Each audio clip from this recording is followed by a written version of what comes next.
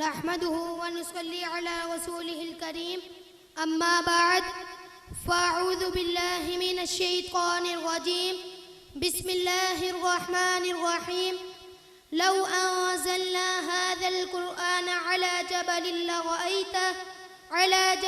لرأيته خاشعا متصدعا من خشية الله صدق اللہ العظیم۔ پیغام ہدایت ہے، یہی رحمت رب ہے۔ پیغام ہدایت ہے، یہی رحمت رب ہے۔ سمجھے نہ اگر کوئی تو یہ بات ہی عجب ہے۔ قرآن کے دامن کو کبھی چھوڑ نہ دینا، قرآن کے دامن کو کبھی چھوڑ نہ دینا، یہی تو انسان کی عظمت کا سبب ہے۔ مہمانان گرامی، مجھے آج آپ حضرات کے سامنے جس موضوع پر لب کشائی کا موقع ملا ہے وہ ہے قرآن کی تعظیم۔ اللہ رب العزت سے دعا ہے کہ وہ مجھے حق سچ بیان کرنے کی توفیق عطا فرمائے اور پھر ہم سب کو ان سب باتوں پر عمل کرنے کی توفیق عطا فرمائے۔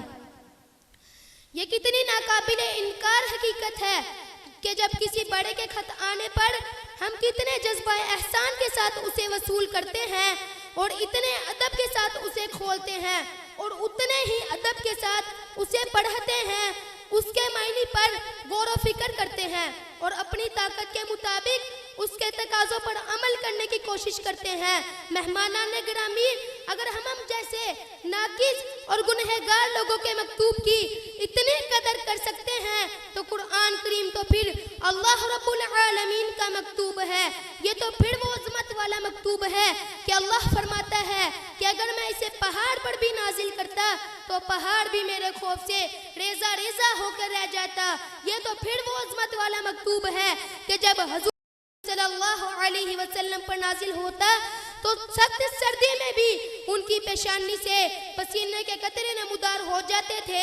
یہ تو پھر اس اللہ کا کلام ہے جو بادشاہوں کا بادشاہ ہے، جو زمین و آسمان کا مالک ہے، جو عزت و ذلت کا خالق ہے، جو قدرت و طاقت رکھنے والا ہے، جو عظمت و جلال والا ہے، جو جاہ و جمال والا ہے، جو صفات و کمال والا ہے، جو عطا اور منال والا ہے۔ مہمانان گرامی، یہ اسی اللہ کی صفت ہے اور اسی کا ہی کلام ہے اور ہم جیسے ناقص اور گنہگار لوگ اس کی صفات کی گہرائی تک کیسے پہنچ سکتے ہیں؟ ہم تو کیا حضرت موسیٰ علیہ السلام جیسے جلیل قدر پیغمبر بھی اس کلام کی تاب نہ لا سکے اور گشکا کر گر پڑے۔ اگر اللہ رب العزت انہیں ثابت قدم نہ رکھتا تو شاید وہ آج اس کلام کو سننے بھی نہ پاتے اور کوہ طور کی طرح ٹکڑے ٹکڑے ہو کر رہ جاتے۔ صوفیہ نے بھی کیا خوب لکھا ہے کہ قرآن کریم کے حرف جو ان سے ہمیں اس جہان میں چھوٹے چھوٹے دکھائی دیتے ہیں، لوح محفوظ میں اس کا ایک ایک حرف کوہ کاف سے بھی بڑا ہے، حتیٰ کہ تمام فرشتے بھی مل کر اسے اٹھانا چاہیں تو نہیں اٹھا پائیں گے۔ حضرت عمر بن خطاب رضی اللہ تعالیٰ عنہ کے بارے میں آتا ہے کہ جب وہ قرآن کریم کو ہاتھ میں لیتے، اسے سینے سے چمٹاتے، اسے سر پر رکھتے اور چوم کر فرماتے تھے، عہد ربی ومنشور ربی عز وجل، یہ میرے رب کا عہد ہے، یہ میرے رب کا منشور ہے، یہ میرے رب کے قوانین کا مجموعہ ہے۔ آپ بھی قرآن کریم کو ہاتھ میں لیں، اسے سینے سے چمٹائیں اور مسکرا کر کہا کریں، عہد ربی ومنشور ربی عز وجل۔